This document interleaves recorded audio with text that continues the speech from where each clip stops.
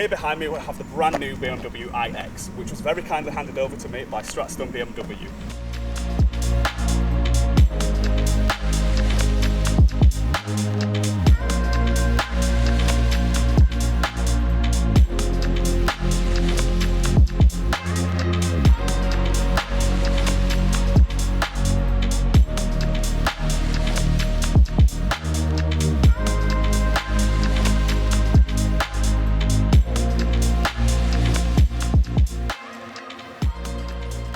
So the grille on this BMW iX is very different to all the other grilles that you've seen on the other BMWs, whereas it's got no vents. Instead, it's got a cover over the front, which is actually a polyurethane plastic material, and it's self-healing as well in direct sunlight. So any stone chips or anything like that will disappear with a little bit of warm water, or if you pack it out in the sun. That's done so that behind, where all the sensors are, protects all the front, and there's an added heated element as well that melts any snow or ice that may happen to go onto the front of the car and interrupts any of the sensors that are going on inside the cabin. And weirdly enough, the bonnet doesn't open, so you've got no storage at the front of it. The only thing that opens is this BMW logo here.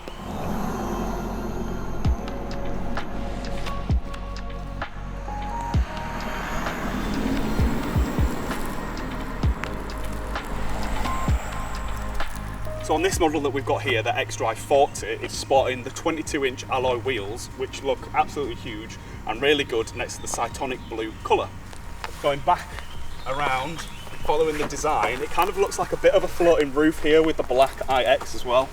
The lights on the new BMW iX, which are clear as well, which I really like, they do stop on the door. So what they've had to do is add a feature on and put a light in the boot so that any cars coming past, if you've got the boot open, can see the lights. Again, we've got a camera on the back as well for the 360-degree view, which is really handy, and on the front. And they are self-cleaning. A little washer comes out and it sprays both of the cameras.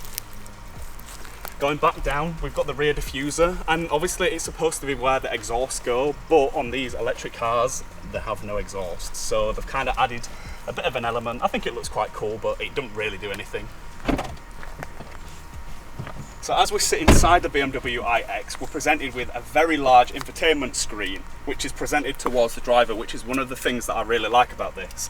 You've got a really nice leather and material dash. You've got these very cool crystallized dials and gear selectors, as well as on the doors where the seat adjustments are and the seat memories.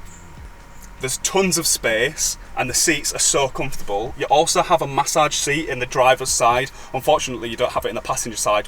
The center console has a wooden feature which has got like haptic feedback as you press it, which feels quite cool.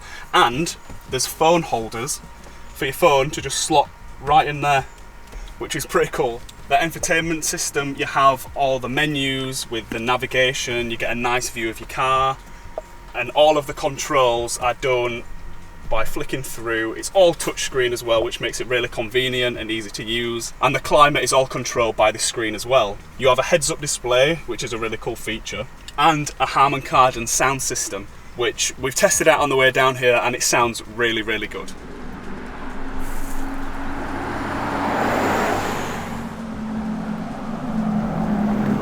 So getting into the back, and for somebody that's 6'2", there is a decent amount of headroom in here and decent amount of legroom, and I've adjusted the front seat as if I was still sat in it to show sort of how much room the person behind me would have.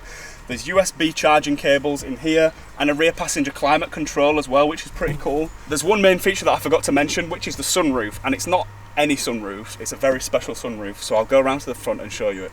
So the BMW iX sunroof is very different. It's got an electrochromic layer on it, so with a push of a button it sort of turns opaque and then closes back up again, and I'll show you when we're in the sun.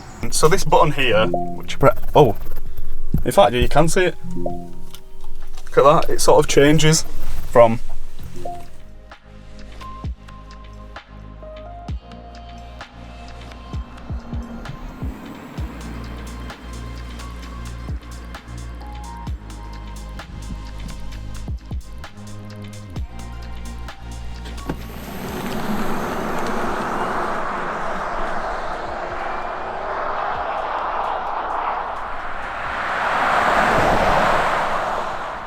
that's the BMW iX. This version, again, is the X-Drive 40, and I think this starts from around £72,000, but with a couple of extras inside, it'll bump the price up. I'll have to find out exactly how much it costs and I'll put it on the screen somewhere.